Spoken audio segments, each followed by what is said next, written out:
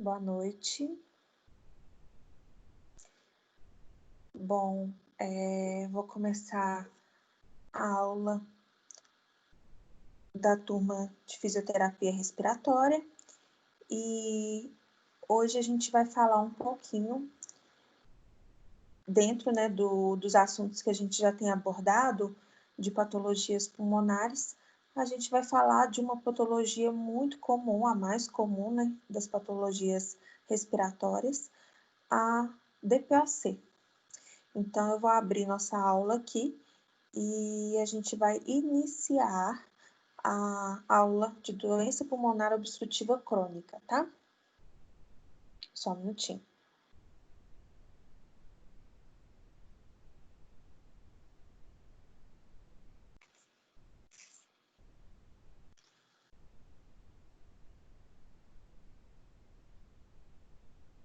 Procurando aqui.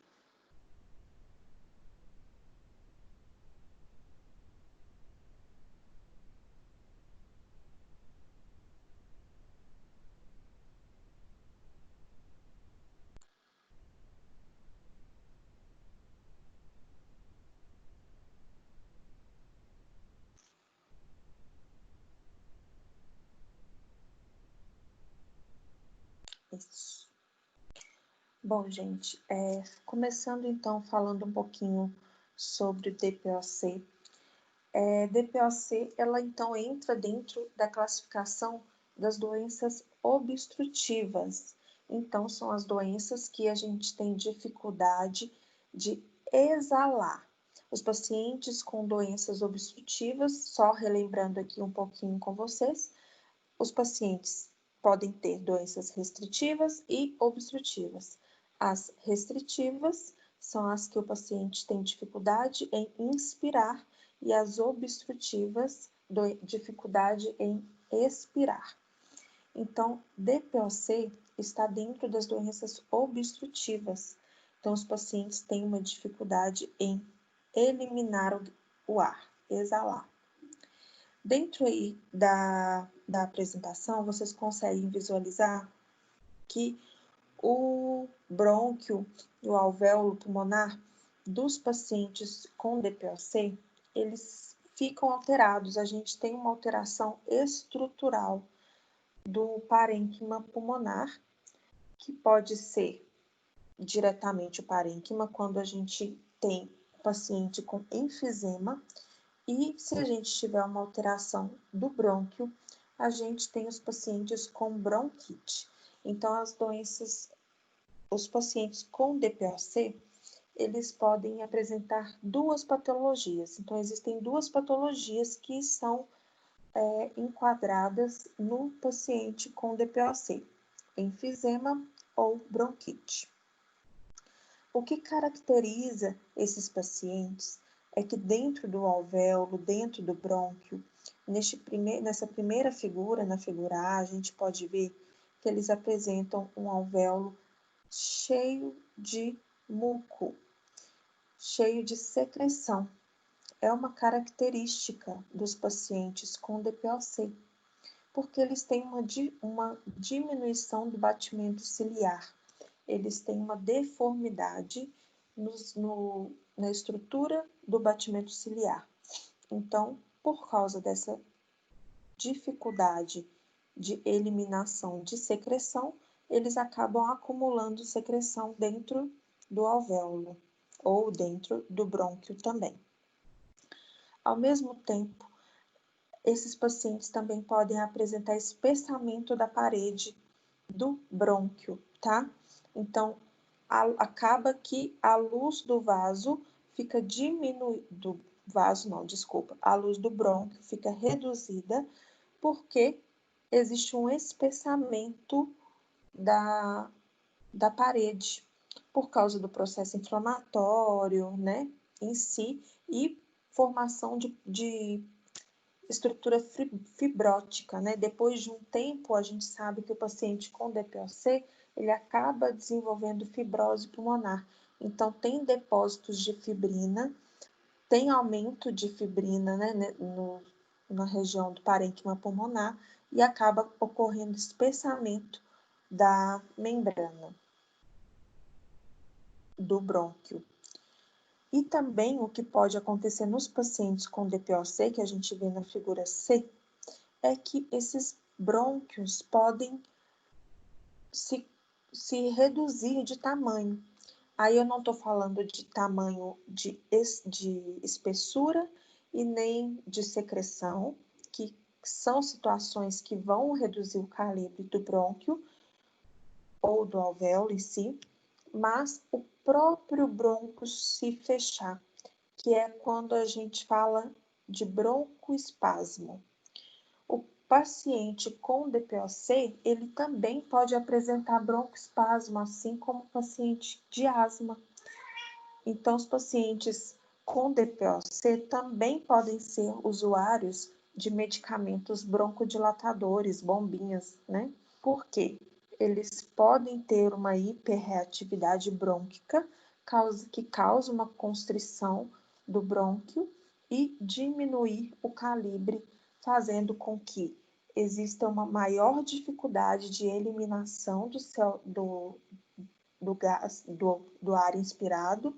Então, tem uma dificuldade de exalar, aprisionando o ar, e o paciente pode ter um grande aumento de auto-PIP, de aprisionamento aéreo, podendo causar até pneumotórax.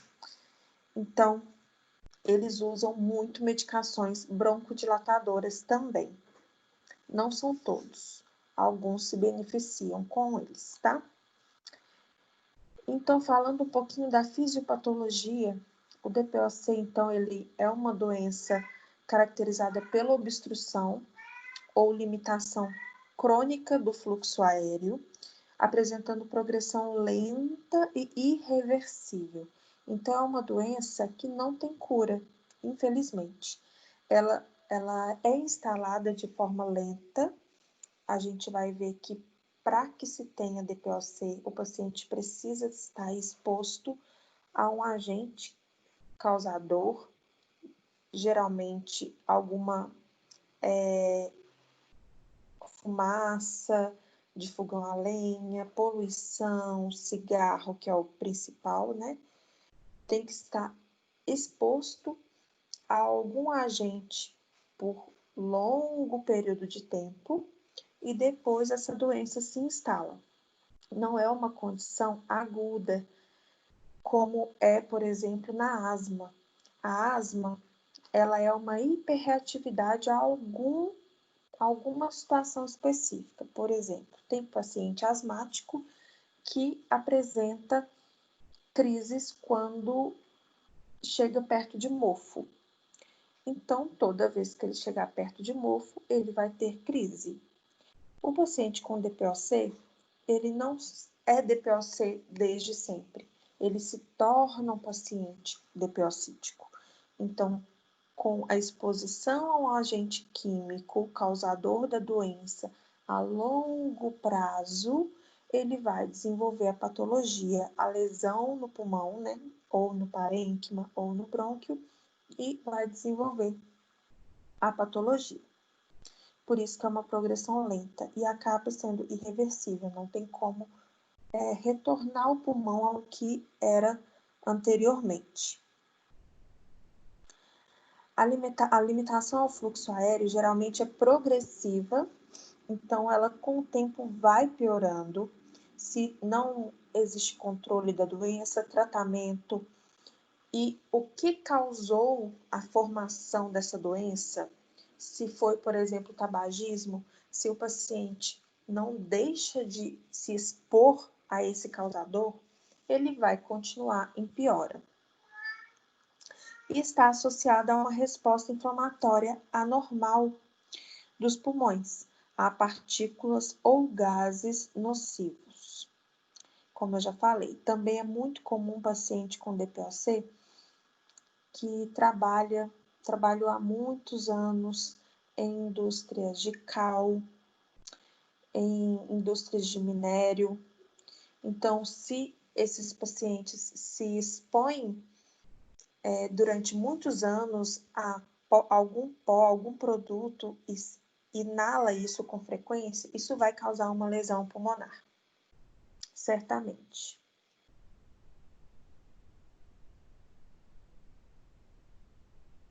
Oi, Bárbara. Eu tô gravando a aula, tá?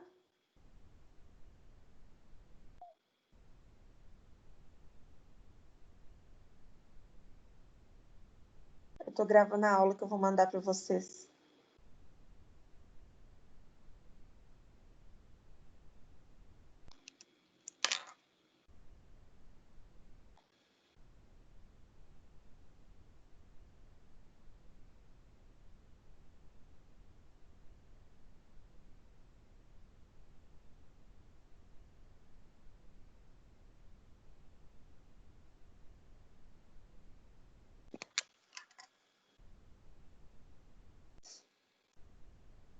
Então, continuando.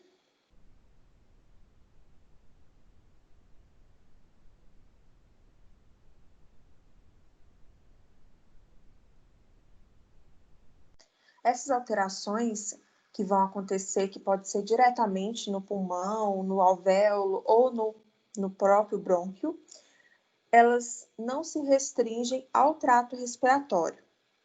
Ela também pode ocorrer efeitos sistêmicos adversos, baixo índice de massa corporal, fraqueza muscular, como eu tenho citado aí no slide,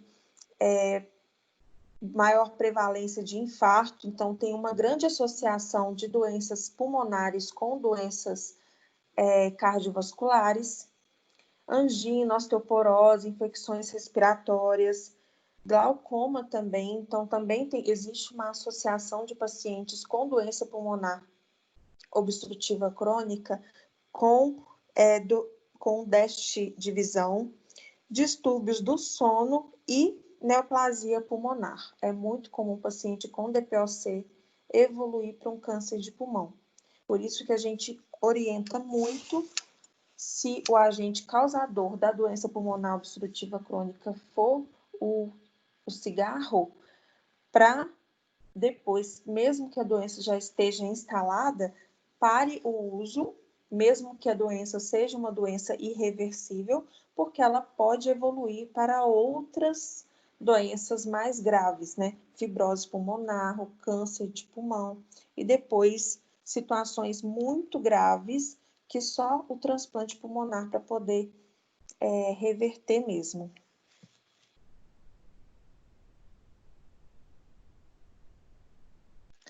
Então, geralmente, o que vai causar a doença pulmonar obstrutiva crônica, o DPOC, realmente é o tabagismo, o maior causador do DPOC.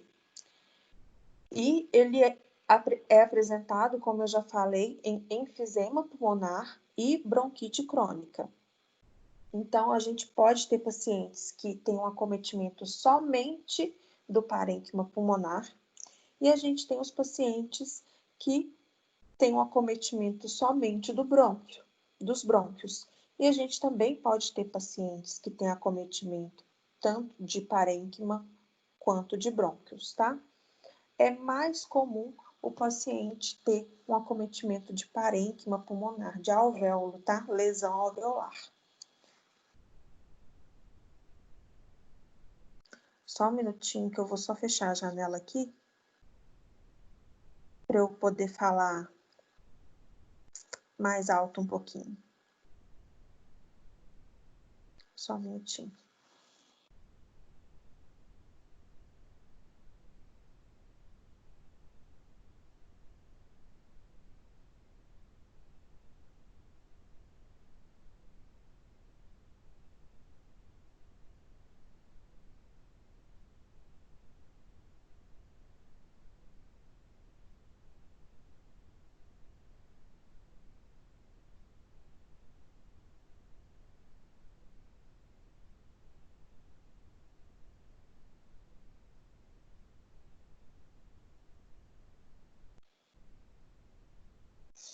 Prontinho.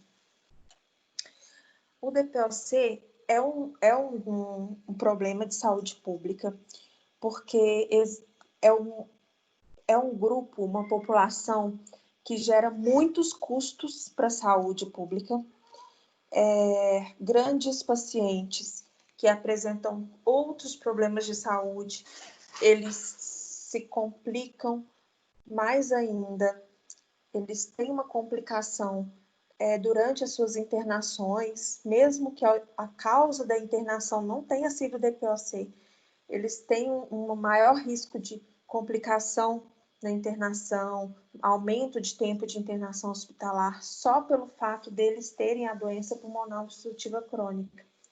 Tem um maior risco de se infectar dentro do hospital. Então, é um grupo de pacientes que geram muito custo para a saúde pública. Cerca de 4% dos homens e 2% das mulheres com mais de 45 anos possuem DPOC. É a quinta causa de morte no Brasil. A gente tem essa foto aí do lado, que mostra que no mundo eles tinham uma estimativa, né? Isso aí é uma foto até mais antiga, que eu dava uma aula de DPOC, ventilação mecânica no paciente com DPOC, há 3 anos atrás, e eu já usava essa fotinha aí, que é uma estimativa de como seria em 2020. Em 2020, estimava-se que 85% dos casos da doença são causados pelo tabagismo e que seria a terceira principal causa de morte no mundo, a estimativa. A primeira, doenças do coração, aí entra várias doenças, né? Doença coronariana, doença de válvulas cardíacas, aneurisma de aorta, então inclui todas as doenças do coração, infarto, enfim. E derrame, né? Em segundo lugar, o derrame, o AVC, isquêmico e hemorrágico. É uma importante fonte de morbidez e segunda causa de hospitalização. Então, realmente mostrando que é um caso complicado de saúde pública mesmo, tá? Então, falando um pouquinho de enfisema pulmonar, vamos agora separar os dois, enfisema e bronquite, e vamos para o enfisema, tá? Vocês já viram um pouquinho sobre isso, e no enfisema pulmonar, vocês sabem que a gente tem um paciente que tem um comprometimento da estrutura do alvéolo. Tem rupturas das paredes do alvéolo. E isso faz com que haja uma diminuição do componente elástico do pulmão. Então, ocorre um aumento de volume permanente dos espaços aéreos distais ao bronquíolo terminal, acompanhado de destruição de suas paredes. Como ocorre a destruição das paredes com diminuição do componente elástico do pulmão, chega muito ar para o paciente, chega ar ali. O paciente consegue inspirar, porque ele tem musculatura respiratória. Mas depois que esse alvéolo se distendeu, para ele retornar e expirar, como ele tem uma dificuldade, um déficit do componente elástico, ou seja, a elastância pulmonar destes pacientes estão comprometidas, ele não consegue eliminar todo o ar e acaba aprisionando o ar nesses alvéolos. Ele fica lotado de ar rico em CO2, porque já foi feita a troca, e pobre em oxigênio. Então, ar inútil, que deveria ser eliminado. E esses espaços que a gente vê, dependendo da gravidade da doença, do grau do DPOC, se for muito avançado, ele pode formar pequenas e grandes bolhas dentro do pulmão. Bolhas mesmo, são bolhas cheias de ar preso e que, se esse paciente for submetido a grandes pressões ali dentro do pulmão, dentro do alvéolo, por algum motivo, Se ele internar e precisar de ventilação mecânica não invasiva ou invasiva e as pressões ofertadas para esse paciente for muito alta, por exemplo, essas bolhas podem se romper. Tem casos até de esforço físico fazer essas bolhas se romperem, uma tosse fazer essas bolhas se romperem. Então, rompendo, acaba extravasando ar para a pleura, fazendo um pneumotórax. E esse pneumotórax, se não for corrigido, não for drenado, ele vai aumentando, aumentando até comprimir completamente o pulmão, colabando o pulmão daquele lado e, acho que deu uma travadinha, colabando o pulmão daquele lado, fazendo um pneumotórax hipertensivo, que a gente chama. E o paciente vai entrar em insuficiência respiratória, no início um desconforto respiratório, depois insuficiência respiratória. Queda de oxigenação, porque não vai conseguir ter troca gasosa no pulmão do lado do pneumotórax. Então, precisa ser revertido, drenado esse pneumotórax o mais rápido possível.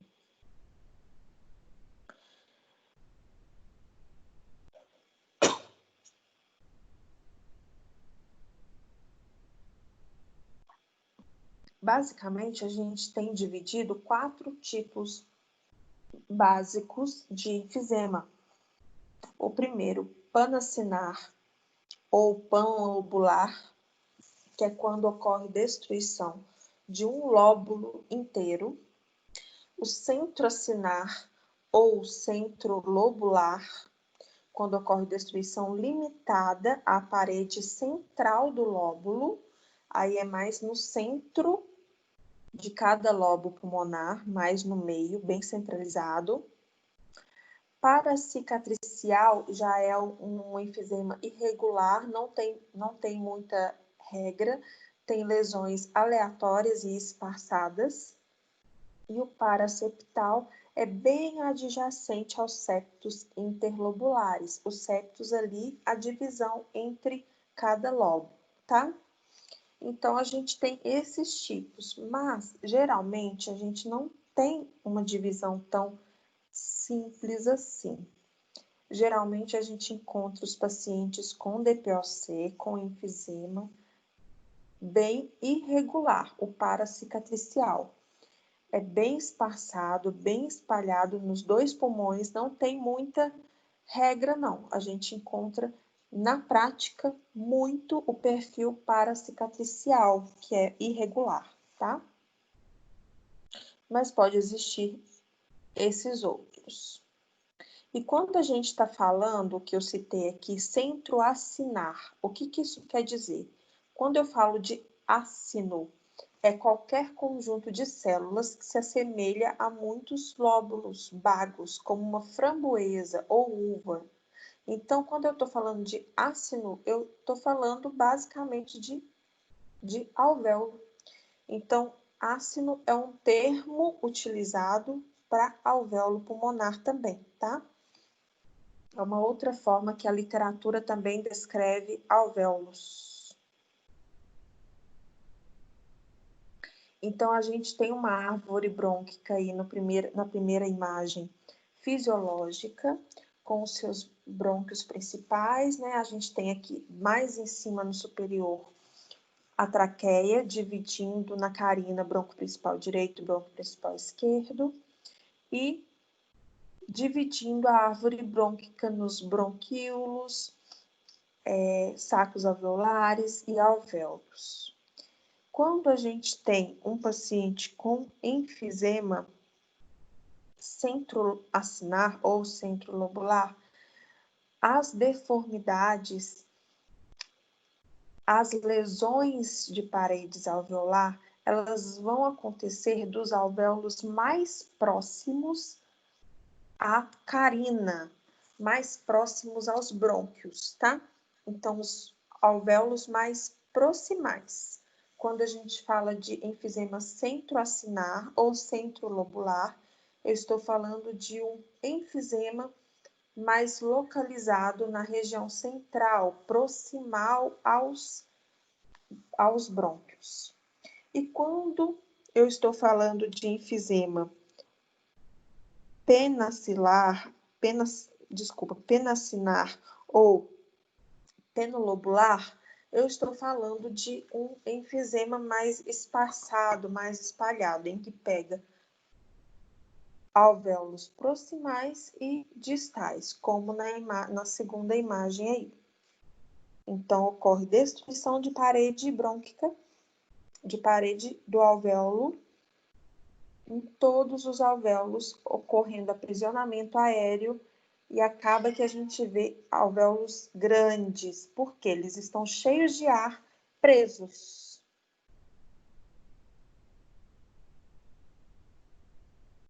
Quando a gente faz um corte microscópico num pulmão, a gente visualiza um pulmão com enfisema dessa forma. Os alvéolos que deveriam ser bem pequenininhos, bem juntinhos, eles acabam, a gente tem a impressão de ver alvéolos grandes, mas é porque eles se emendam uns nos outros por causa da lesão das paredes. Então, a gente vê grandes sacos alveolares, porque eles se emendaram entre uns e outros. Acaba que, se esses sacos aí, essas bolinhas, não conseguem exalar, eliminar o ar, isso aí fica cheio de ar preso, ar pobre em oxigênio.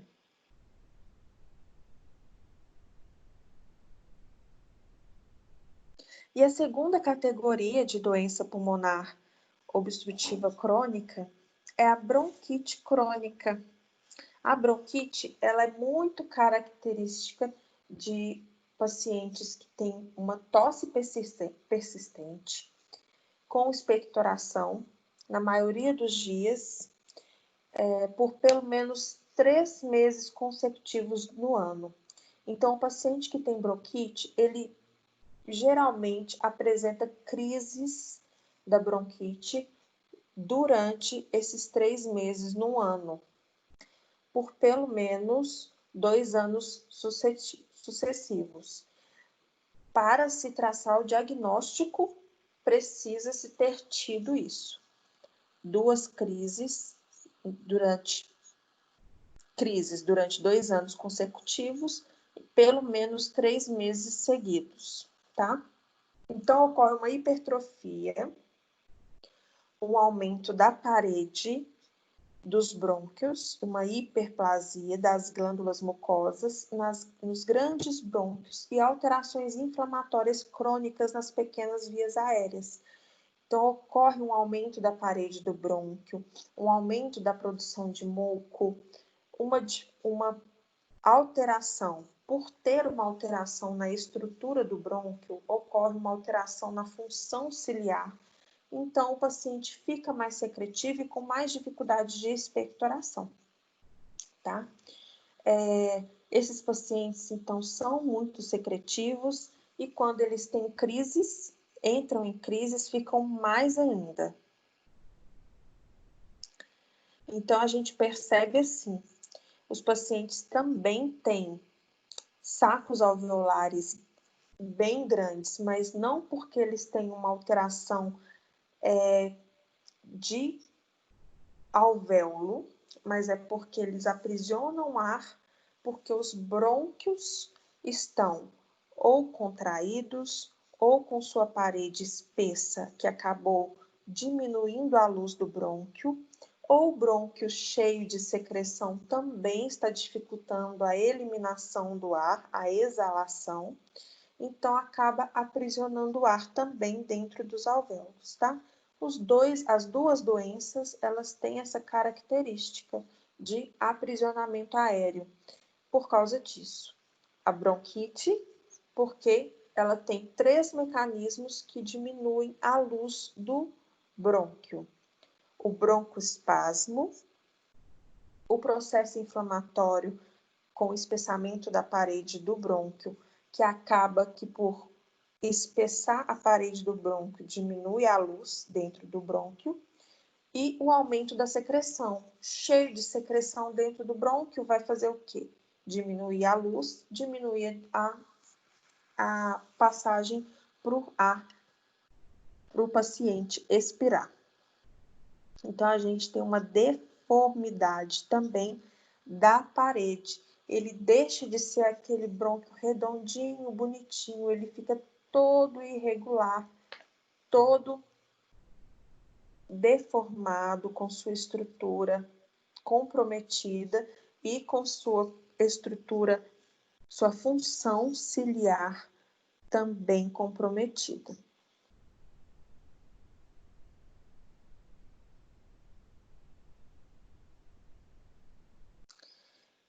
Então, nas doenças pulmonares obstrutivas crônicas, ocorre uma inflamação que acaba por ser crônica, porque o paciente ele foi exposto a um agente causador a longo prazo e isso se tornou uma inflamação crônica das vias aéreas centrais e periféricas do parênquima, quando é enfisema, né? E dos vasos pulmonares em resposta à inalação de partículas e gases nocivos. Então, esses gases ou partículas nocivas pode vir de diversos lugares, diversos fatores diferentes, mas o mais comum e conhecido é o cigarro. Por causa desse processo inflamatório que é causado, existe um acúmulo de células inflamatórias, macrófagos, neutrófilos, linfócitos, e essas células elas vão liberar mediadores que são capazes de lesar as estruturas pulmonares. Então, eles lesionam a estrutura do alvéolo, lesionam a parede do brônquio e manter a inflamação neutrofílica, levando a um cíclico processo de destruição e reparação, destruição e reparação. Isso aí é que vai deixar o vaso completo, o brônquio completamente irregular, e isso vai virar uma estrutura fixa depois, que é irreversível, e o alvéolo também. E esse processo de destruição e reparação do alvéolo que vai fazer o depósito, que ocorra o depósito de fibrina, e o paciente com DPOC enfisema, ele possa desenvolver futuramente uma fibrose pulmonar. Se ele não tratar, se ele não deixar de se expor a um agente nocivo que está causando a doença pulmonar obstrutiva crônica, ele não vai deixar de desenvolver o processo inflamatório e vai evoluir para graus mais avançados da doença, com situações mais críticas da doença, que aí ele pode desenvolver um câncer de pulmão, uma fibrose pulmonar, tá?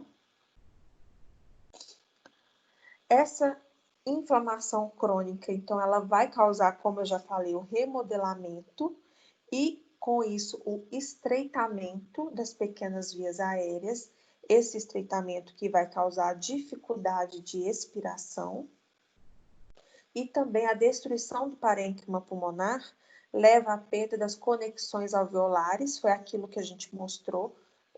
Os alvéolos que parecem ser bem pequenininhos, eles passam a parecer ser grandes, mas não é que eles estão grandes, é porque foi lesado as conexões entre um alvéolo e outro e eles se uniram, formando um big, né, alvéolo, só que na verdade eles estão com as paredes que unem uns aos outros lesadas, né? Reduz com isso, como ocorre o comprometimento da elastância, o recolhimento elástico pulmonar fica comprometido. Tais alterações também diminuem a habilidade das vias aéreas de se manterem abertas durante a expiração. Vai ocorrer, então, mais facilmente o colabamento, por causa dessa complicação da estrutura do alvéolo, da estrutura do alvéolo em si, né? Da parede do alvéolo, em que une um alvéolo e outro, ele vai ter uma dificuldade de se manter aberto e uma maior facilidade de colabamento. Então, tem uma alteração da PIP intrínseca e o paciente tende a apresentar colabamento naquelas regiões onde não está tendo aprisionamento aéreo, que acaba que o aprisionamento aéreo, ele mantém um alvéolo aberto, mas existem regiões dentro do pulmão do paciente com DPOC que não tem aprisionamento aéreo e que ocorre colabamento durante a expiração, porque ele não consegue manter o alvéolo aberto por perda de componentes elásticos. Nessas vias aéreas mais centrais, então, ocorre infiltração de células inflamatórias no epitélio, ocorre hipertrofia, hiperplasia de glândulas mucosas, com hipersecreção de muco e redução do número de cílios. Então, é o que eu já falei também. Como ocorre uma produção excessiva de muco e, ao mesmo tempo, um déficit da função dos cílios, o paciente tende a reter secreção, ter dificuldade de mobilização de secreção. Aí que entra o fisioterapeuta para ajudar na higiene brônquica dos pacientes com DPOC. Aqueles pacientes que têm uma maior dificuldade de eliminação. Eles têm dificuldade de expirar, eles têm dificuldade de eliminar a secreção.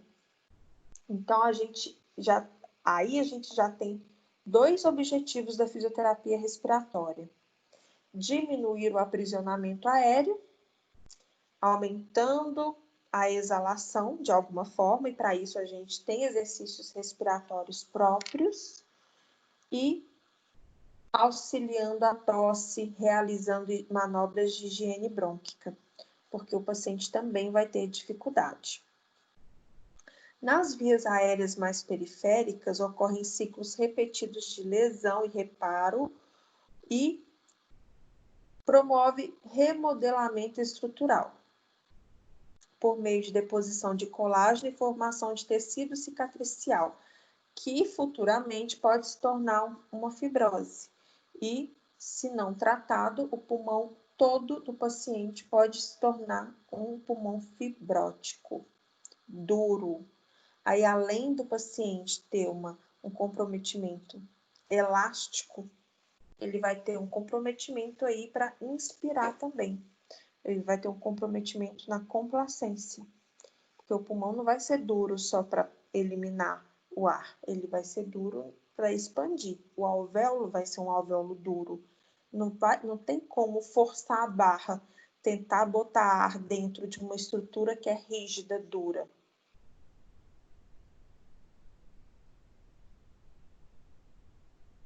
Ocorre um aumento da musculatura lisa, que acaba reduzindo a luz do brônquio ou do alvéolo, então leva a uma obstrução fixa, uma obstrução ao fluxo expiratório.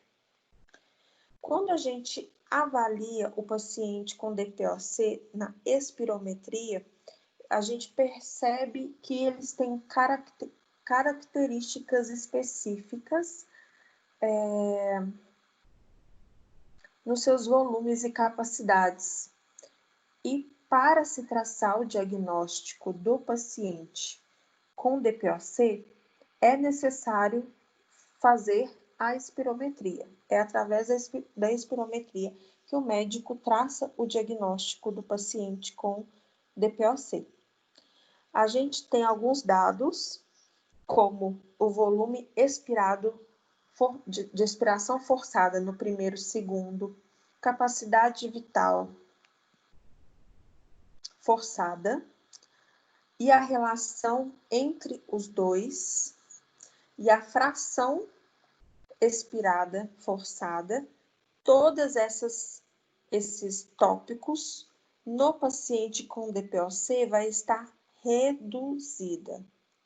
Então, o volume expirado no primeiro segundo, capacidade vital forçada, a relação dos dois e a fração expirada vão estar reduzida.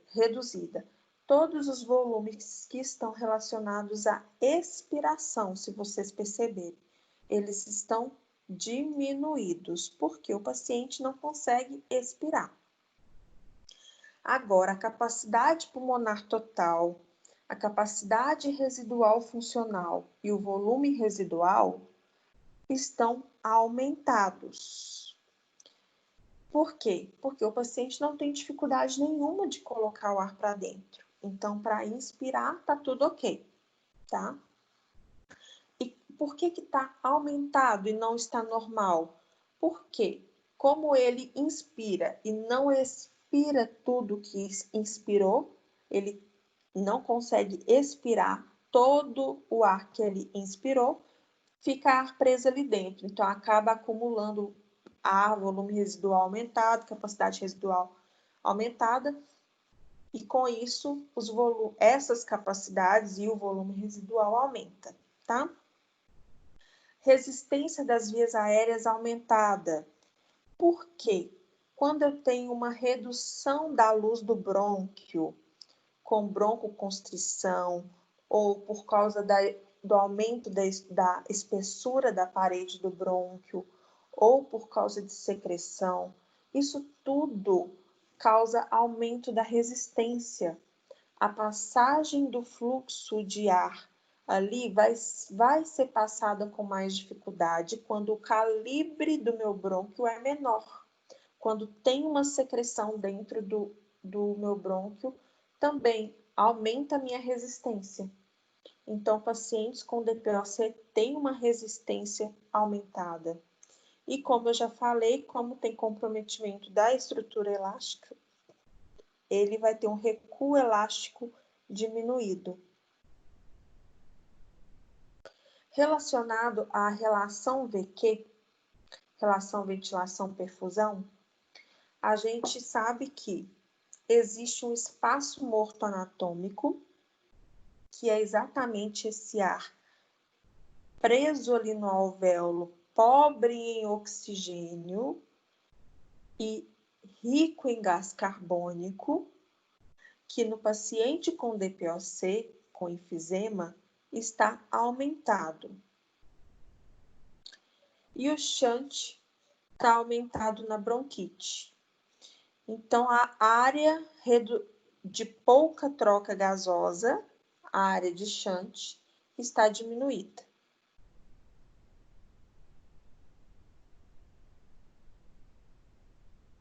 A hipoxemia é mais severa na bronquite do que no paciente com DPOC. Eles conseguiram perceber isso. Acredita-se que seja por causa do acúmulo de secreção. O paciente com bronquite, eles tendem a ter mais secreção do que os pacientes com enfisema.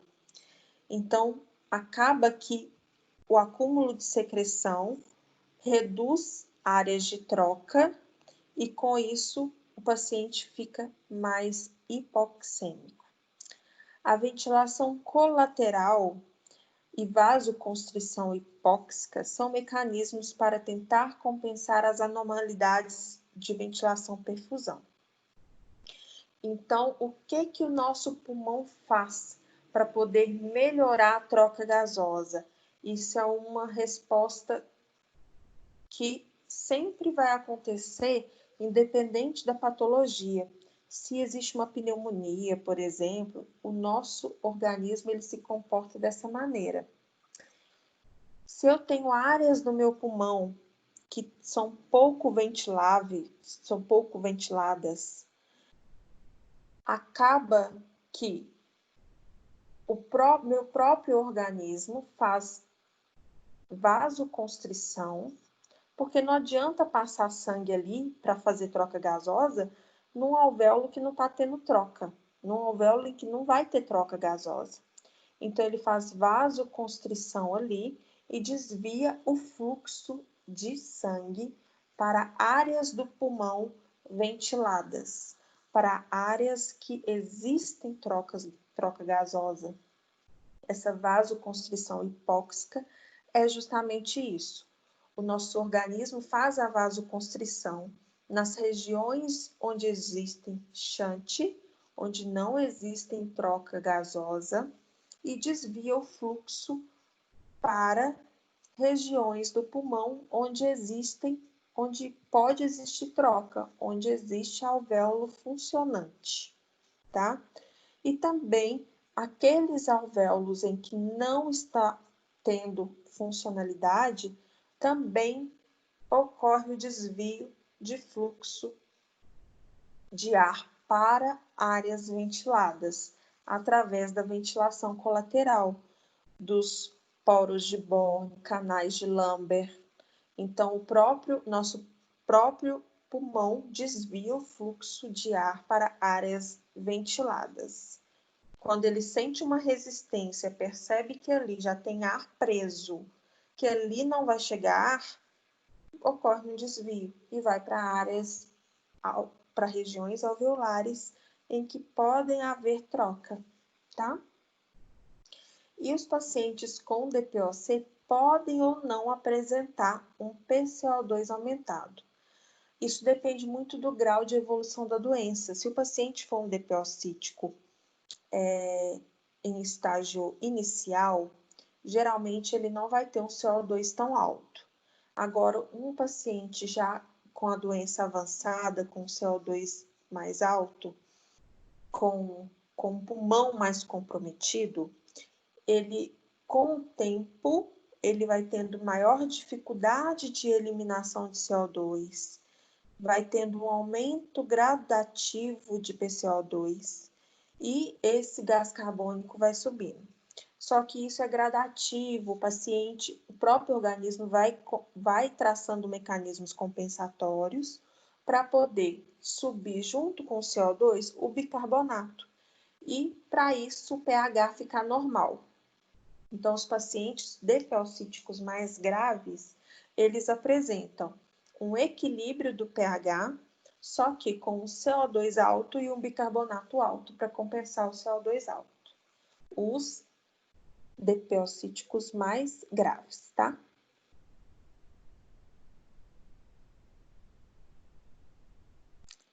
Na circulação pulmonar, a gente percebe um aumento da pressão da artéria pulmonar devido ao aumento da resistência vascular pulmonar.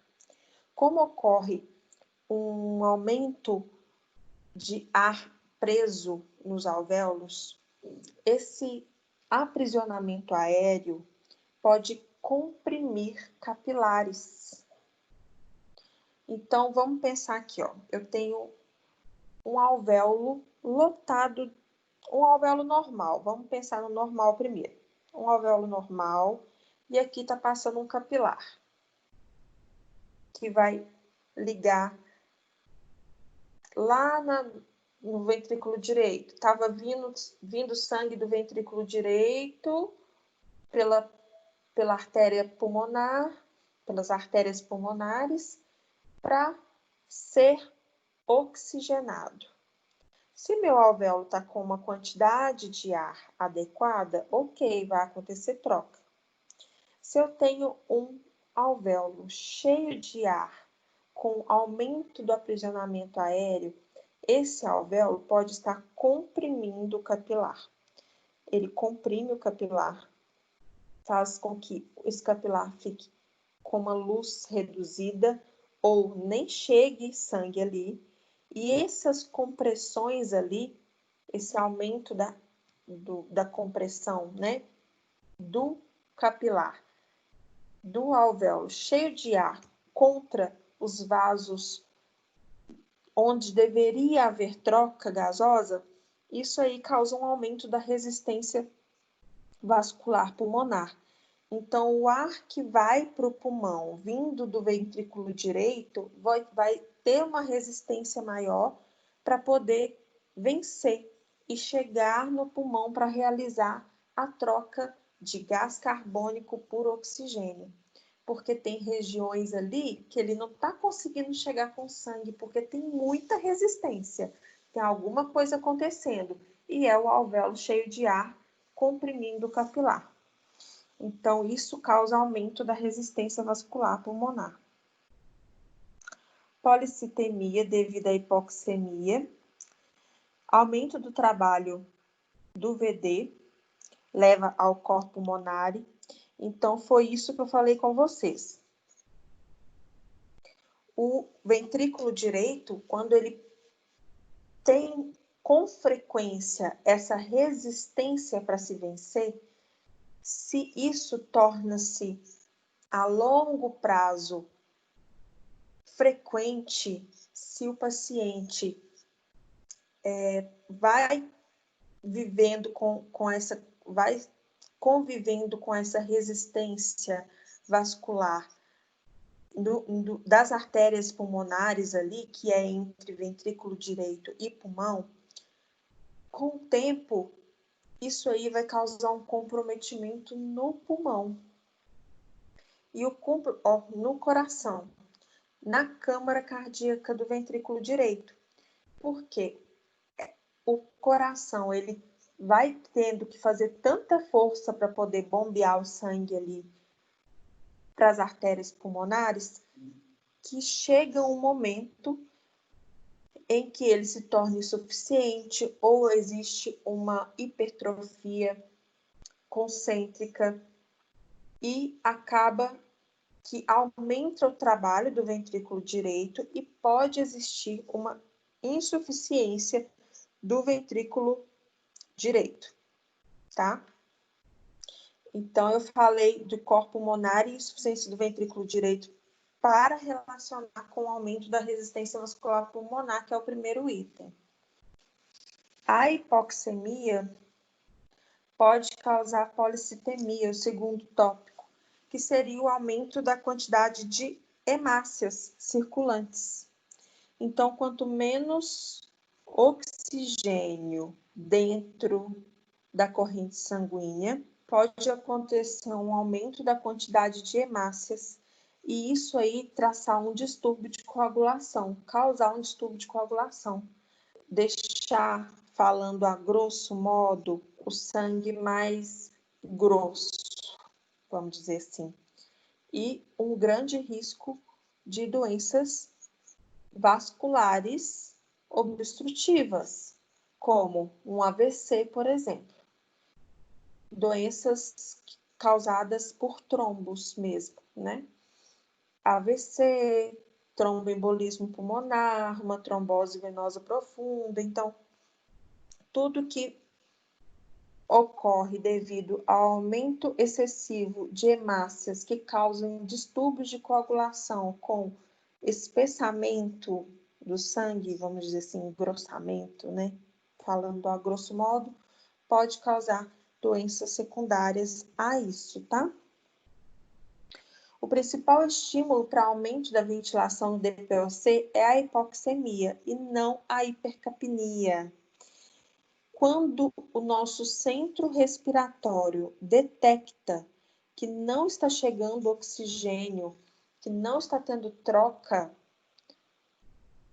se não está tendo troca adequada, não está chegando oxigênio na corrente sanguínea, o oxigênio está parando por algum motivo no alvéolo. Ou nem está chegando no alvéolo, porque está cheio de ar preso ali, rico em CO2, que não deixa o ar oxigenado chegar. O que o nosso centro respiratório acha? Esse paciente está hipoventilando por algum motivo. Ele precisa ventilar mais para chegar mais oxigênio no sistema circulatório. Aí ele acaba que por mandar um estímulo de hiperventilação para os pacientes. Então, o paciente ou vai fazer um volume corrente maior, ou vai fazer uma taquipneia, ou vai fazer os dois. Então, a gente identifica pacientes DPOcíticos crônicos com um padrão respiratório com um volume aumentado, então eles respiram com uma expansibilidade aumentada, eles buscam mais ar, vamos dizer assim, e uma taquipneia. Porque eles querem, por algum motivo, aumentar o volume minuto, porque acredita-se, o centro respiratório acredita que aumentando o volume minuto, ele vai melhorar a oxigenação que está debilitada.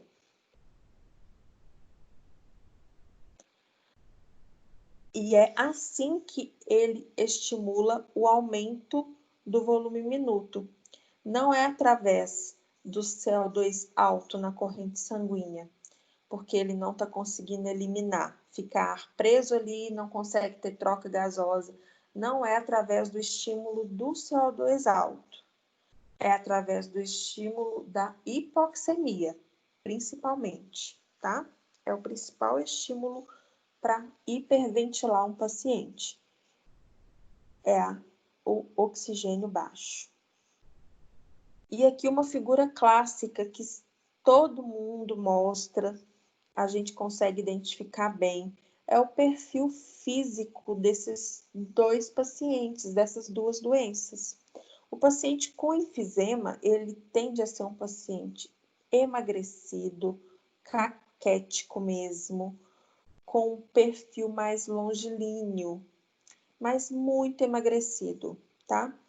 E o paciente com bronquite, ele tende a ser um paciente um pouquinho mais cheio, não é tão emagrecido. Ele tem um tórax já mais um tonel, mais arredondado, uma tosse mais secretiva, mais cianótico, então ele sofre mais com quedas de saturação, que foi aquilo que eu falei, pacientes mais secretivos tendem a ser mais hipoxêmicos. Então, os pacientes com bronquite, que é o paciente da figura da direita, são mais cianóticos, mais hipoxêmicos do que os com enfisema. Então, aqui, como eu falei, o perfil de tórax em tonel é isso aqui. A gente percebe um tórax arredondado, com um aumento do diâmetro antero-posterior, porque o paciente apresenta aprisionamento aéreo, que acaba por aumentar esse ângulo antero-posterior, tá?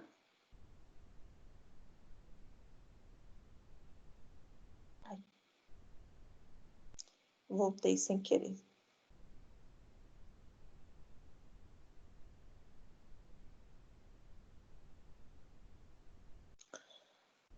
Quando o paciente com DPOC, com enfisema pulmonar, vai realizar uma tosse, isso aí a gente até falou, eu não sei se foi na prova de vocês mesmo, foi na prova de vocês, sobre o ponto de igual pressão. O ponto de igual pressão, ele normalmente em indivíduos saudáveis, ele vai acontecer quando? Numa expiração forçada ou numa tosse, né? E ele ocorre em áreas em que não há colabamento, em região de brônquios, traqueias, em que há tecido anel cartilaginoso em que não permite o colabamento. Voltou sozinho aqui. Quando o paciente tem em DPOC um comprometimento da estrutura elástica do pulmão, da elastância, esse ponto de igual pressão, ele tende a ficar mais distal, ir mais para as extremidades, e como ele vai para regiões em que não tem esse componente, esse anel cartilaginoso que segura a estrutura, na hora que o paciente faz uma tosse, faz uma expiração forçada, essa região em que há o ponto de igual pressão, que é a igualação da pressão dentro do alvéolo e da pleura, essa região vai colabar por ter uma dificuldade, uma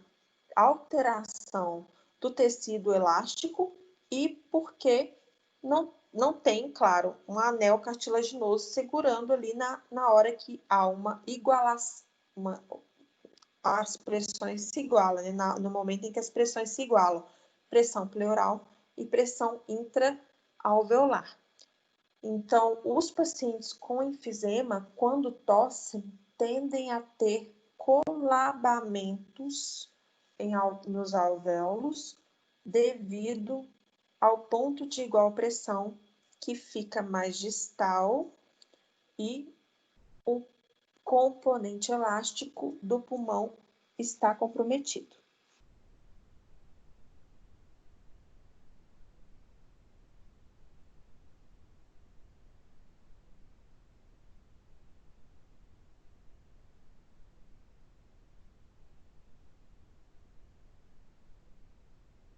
Peraí que eu não estou enxergando nada.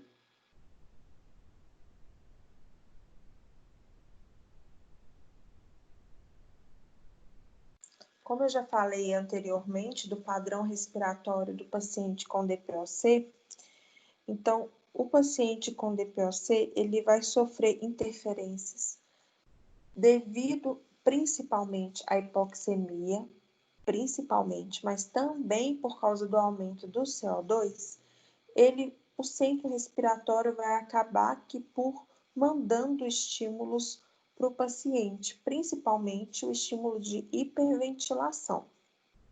Então, o padrão respiratório do paciente com DPOC, basicamente, vai ser um padrão taquipneico e de volumes corrente aumentados. Acaba que, pelo paciente ter uma dificuldade de exalação, ele vai começar a apresentar uso da musculatura acessória para expirar e também para inspirar. Por que para inspirar também? Porque à medida que ele vai aprisionando o ar, ele vai enchendo o pulmão de ar, aquilo vai gerando uma resistência enorme para ele poder fazer o próximo ciclo respiratório. Então, pense um paciente que está com o pulmão cheio de ar, tentando puxar, tentando inspirar. Então, o pulmão cheio de ar preso também causa dificuldade na inspiração. Então, os pacientes acabam que apresentam esforço inspiratório e expiratório. E quais seriam esses esforços inspiratórios? Uso da musculatura acessória, as tiragens supraclavicular, infraclavicular, intercostais, que seria a gente vê um abaixamento mesmo ali, uma contração da musculatura, que a gente vê um afundamento entre as costelas, um afundamento aqui supraclavicular, que a gente fala sinal da saboneteira, né? Que fica muito fundo aqui na inspiração. O paciente inspira, aqui afunda. O paciente inspira, infraclavicular, também afunda. O uso da musculatura acessória, dependendo do grau, ele usa até trapézio. E também tem tiragem diafragmática. A gente percebe na região do diafragma o afundamento, a contração excessiva durante a inspiração. E na expiração seria a contração da musculatura abdominal, que não é o fisiológico. Na expiração não tem que ter contração de musculatura. A gente não contrai musculatura para expirar. Só relaxa os músculos inspiratórios.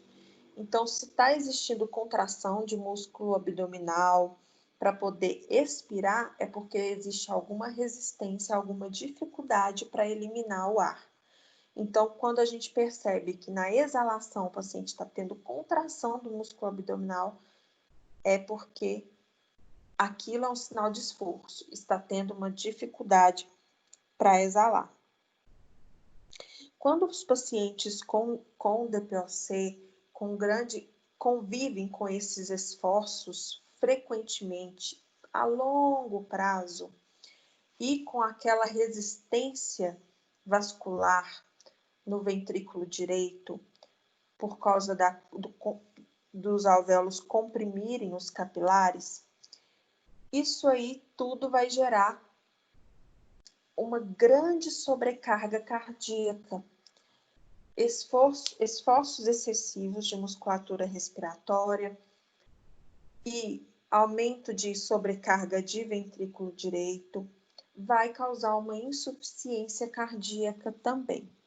E quando existe uma associação de disfunção cardíaca e respiratória, a gente chama o paciente de paciente com cor pulmonale. Então, esses pacientes, eles não têm mais somente uma doença pulmonar, mas também uma doença cardiovascular associadas. Uma causou a outra, que geralmente é uma doença pulmonar que causou uma doença cardiovascular. Quando não é tratada, quando não é controlada, acaba que causa um comprometimento cardíaco. Os fatores de risco que a gente identifica nos pacientes com DPOC, o sexo, eles já identificaram que o gênero masculino são mais propensos a desenvolver o DPOC e tem um percentual maior mesmo de pacientes com DPOC do gênero masculino. A idade, quanto mais idoso, maior o risco de apresentar a doença pulmonar obstrutiva crônica, até porque quanto mais idoso, mais tempo de exposição ao agente causador, né? Fatores socioeconômicos também, mas isso eles perceberam que os pacientes com um fator socioeconômico inferior, com mais dificuldade financeira, eles tendem a ser mais expostos a agentes causador de, agentes químicos ou empresas de minério ou de cal. Eles são mais expostos e também utilizam menos materiais de proteção, máscaras, né? Então, acaba que aumenta o índice em pessoas de baixa renda. O tabagismo está associado em 95% das causas, tá? Mas existe um percentual mínimo, mas que existe, que é genético, que é a deficiência de alfa-1 antitripsina. Quando o paciente apresenta deficiência dessa enzima, eles apresentam a doença pulmonar obstrutiva crônica. Eles podem não ter fumado nunca na vida, nunca ter tido contato com nenhum agente que possa desenvolver uma doença pulmonar, que eles apresentam a doença pulmonar obstrutiva crônica. Eu já atendi paciente assim lá no hospital. É de dar dó, né? Porque assim, você nunca fez nada para provocar uma doença pulmonar, como DPOC, e acaba que mesmo assim tem. E isso acontece, mas é um percentual mínimo, tá? Perceberam que pacientes prematuros também têm um fator de risco, mas isso aí já são fatores mínimos, tá, gente? Influencia pouco. Desnutrição influencia. A hiperresponsividade brônquica, que é aquela mesma situação do asmático.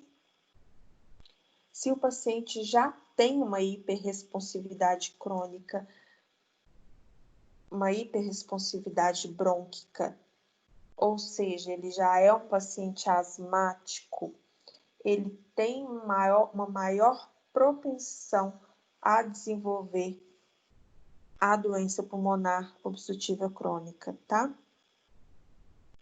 Infecções respiratórias recorrentes. Quanto mais infecções, mais processos inflamatórios, cascata inflamatória ali, você lesa alvéolo. Então, prevenir infecções recorrentes, previne lesões definitivas e irreversíveis. Poluição atmosférica e exposição ocupacional. A poluição, por si só, a gente inala gás carbônico o tempo inteiro, e a exposição ocupacional foi os exemplos que eu dei. Empresas de minério, de cal, onde os funcionários eles acabam inalando por longos anos aquele pó, e isso aí, depois de um tempo, vai causar lesão alveolar. Não tem como. Fogão a lenha também, tá, gente? O quadro clínico desses pacientes, eles apresentam principalmente tosse excessiva, produção de secreção, expectora a secreção, principalmente quando eles estão em fases agudizadas da doença. Por exemplo, pega uma infecção, aí eles agudizam e ficam mais secretivos ainda, tá? Tiragem intercostal, que é o sinal de esforço, né, entre as costelas. O tórax em tonel, então aquele formato de barril muito arredondado, porque está com ar preso, aprisionamento aéreo. A dispneia aos esforços, então qualquer esforço, por mínimo que seja, o paciente já apresenta dispneia, então ele começa a perceber que qualquer esforço físico que ele apresenta, que ele faça, que antes ele não tinha cansaço, ele passa a apresentar cansaço.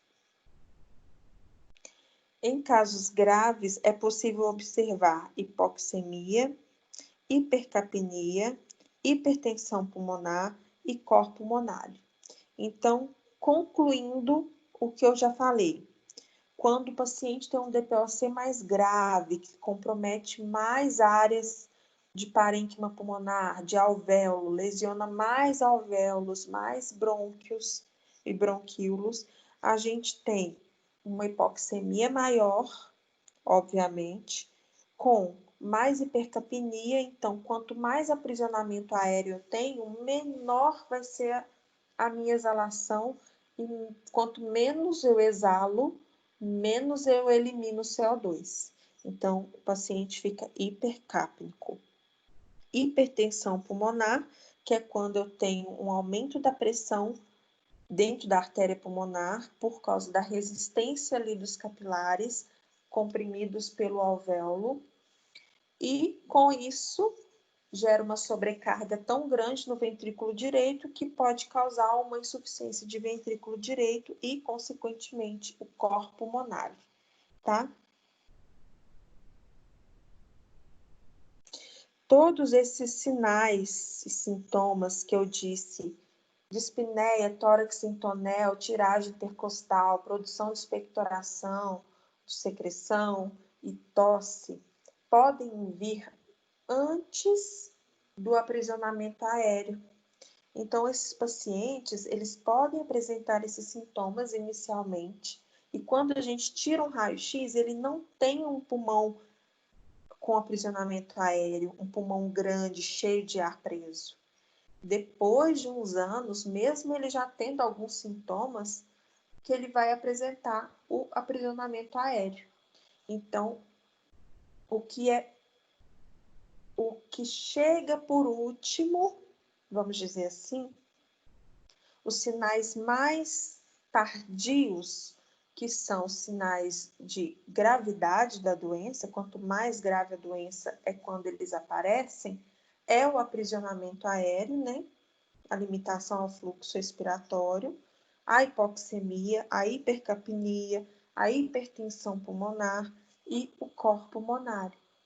Só para vocês saberem uma curiosidade, eu tô olhando para baixo porque eu vejo a apresentação aqui embaixo, viu, gente, ó, do meu celular. Porque na tela aqui fica algumas coisas em cima, às vezes tampa algumas palavras. Só para vocês saberem, a hipertensão pulmonar, como que eu identifico a pressão que está dentro da artéria pulmonar? através de ecocardiograma, que é ultrassom do coração. Eles conseguem medir a pressão que está dentro da artéria pulmonar. Existe um valor normal, que é em torno de 18 milímetros de mercúrio. Tolera-se até 30, mas quando está acima de 30, é que a gente afirma que o paciente está com hipertensão pulmonar.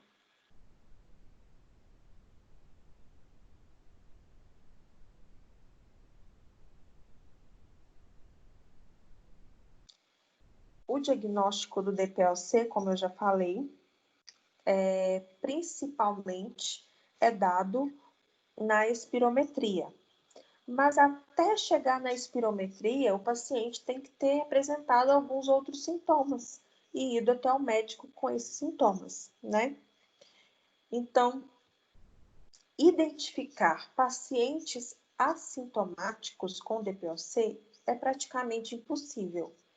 Então, se existe um paciente com DPOC que não tem sintomas, não apresenta tosse, não queixa de dispneia, é muito difícil. O paciente tem que ter algum sintoma respiratório, principalmente, e procurar um médico para poder ter o diagnóstico. É muito difícil diagnosticar um paciente sem sintomas, porque a gente não vê fisicamente, externamente, uma alteração nítida que vá nos mostrar que o paciente tem uma doença pulmonar obstrutiva crônica, né? O tabagismo e a exposição ambiental devem ser investigados quando se suspeita de um DPOC. A primeira coisa que se investiga é: você fuma, já fumou, por quanto tempo? Ou trabalha em alguma empresa que produz pó, minério, ou trabalhou por muito tempo?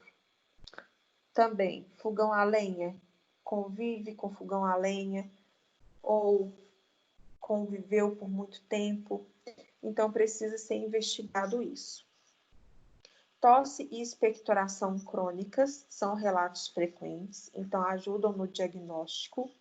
Sibilos estão em 83% dos pacientes, então 83% dos pacientes apresentam broncoespasmo, tem a contração do brônquio, que diminui a luz do brônquio, que vai prejudicar mais ainda a eliminação do ar do pulmão, a exalação.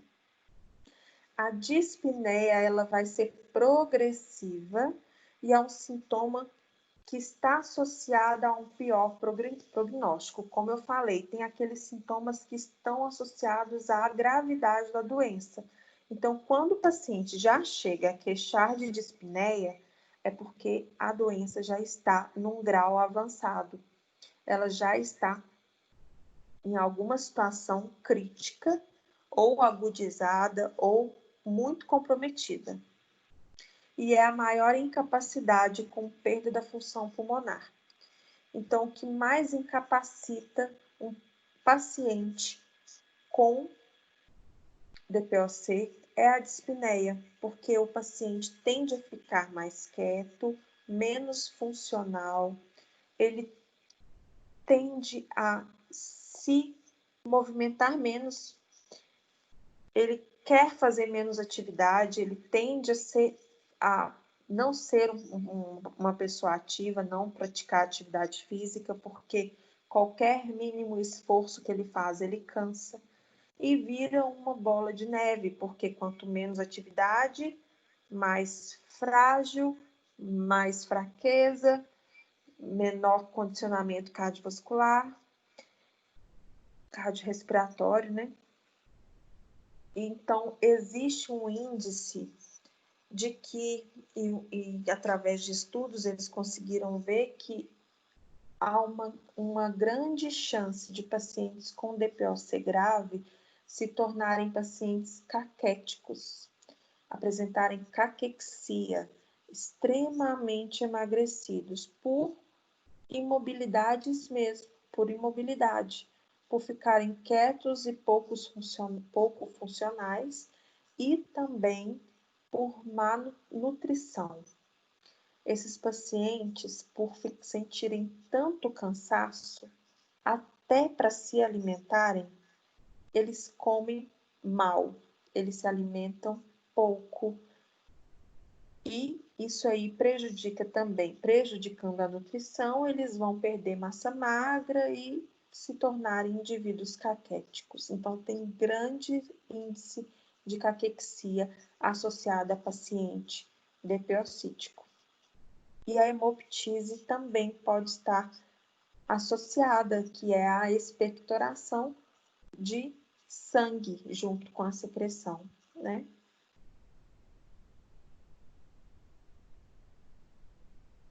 Bom, eu vou parar por aqui